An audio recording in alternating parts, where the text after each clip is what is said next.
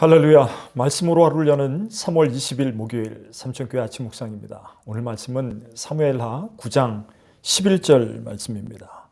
시바가 왕께 아뢰되 내 주 왕께서 모든 일을 종에게 명령하신 대로 종이 준행하겠나이다 하니라. 무비보셋은 왕자 중 하나처럼 왕의 상에서 먹으니라. 아멘. 지난 시간에 우리는 사무엘하에서 다윗을 어떤 인물로 그리고 있는지에 대해서 살펴보았습니다. 누구와 다윗을 대조했습니까?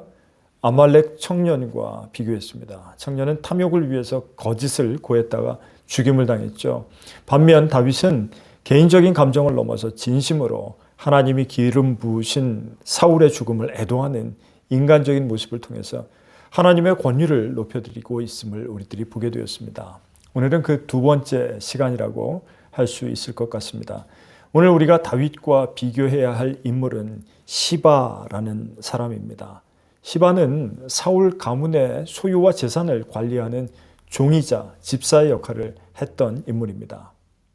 사울의 죽음과 왕가의 몰락이 재산 관리인인 그에게 좋은 기회로 여겨졌습니다.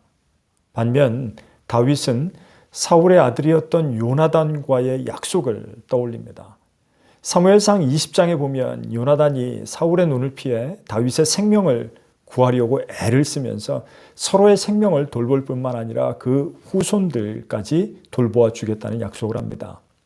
그 약속을 기억한 다윗은 요나단의 후손이 있는지를 수소문합니다. 그 결과 요나단의 아들 무비보셋이 살아있다는 것을 알게 됩니다. 다윗은 요나단의 아들 무비보셋을 자기의 양자로 삼고 자신의 아들들과 함께 왕의 식탁에서 식사를 할 수 있도록 배려합니다.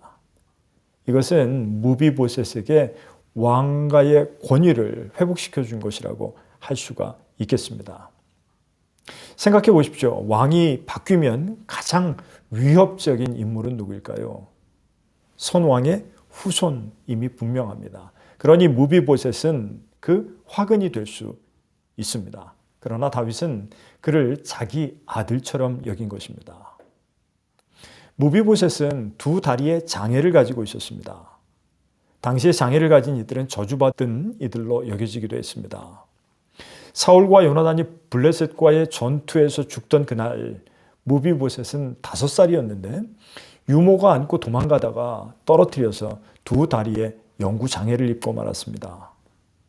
공교롭게도 다윗은 예루살렘을 함락할 때 맹인과 다리 저는 자는 성 안에 살 수 없다는 규칙을 만들었는데 그 이유가 그 땅을 다스리던 여부스 사람들이 다윗에게 맹인과 다리 저는 자라도 너 정도는 이길 수 있겠다라고 조롱했기 때문입니다.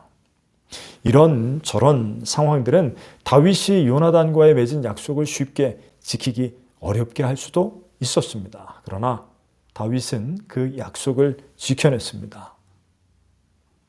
가장 이런 상황을 껄끄러워했던 인물은 누구였을까요? 앞서 언급한 사울의 재산 관리인인 시바였습니다. 그는 종의 신분이었음에도 불구하고 아들이 15이고 자기가 거느리는 종도 20이나 되었습니다. 남의 권력을 이용해서 사리사욕을 취하고 있었다는 말입니다.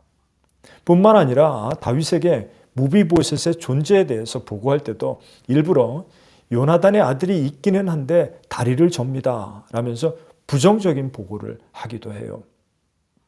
그렇지만 다윗은 시바에게 사울 일가의 소유를 무비보셋에게 넘겨주고 너는 농사지어서 무비보셋이 잘 먹고 살 수 있도록 섬기라고 명령합니다. 다윗과 시바, 이 두 사람의 차이는 무엇입니까? 바로 큰 은총을 입고 그 은총을 흘려보내는 사람과 은총을 자기 안에 가두려는 사람의 차이입니다. 하나님의 은혜를 타인에게 흘려보낼 때 우리는 더 큰 은혜를 경험하게 됩니다. 반면 늘 하나님의 은혜를 구하면서도 받은 은혜를 깨닫지 못하는 사람들이 있습니다. 만족감이 없으면 끊임없이 불평하게 되고 모든 일에 불만을 터뜨리게 됩니다.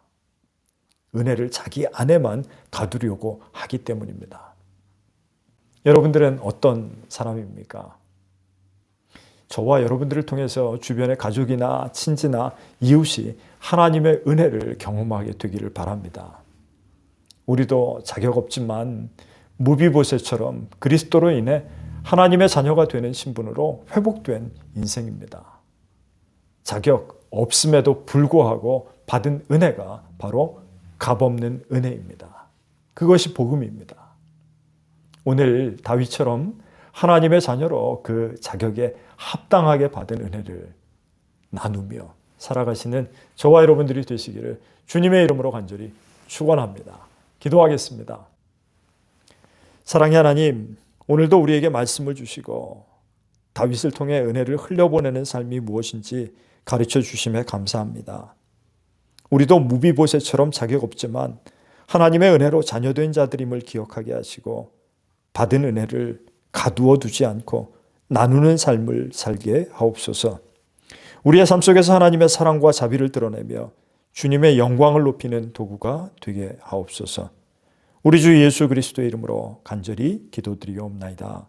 아멘.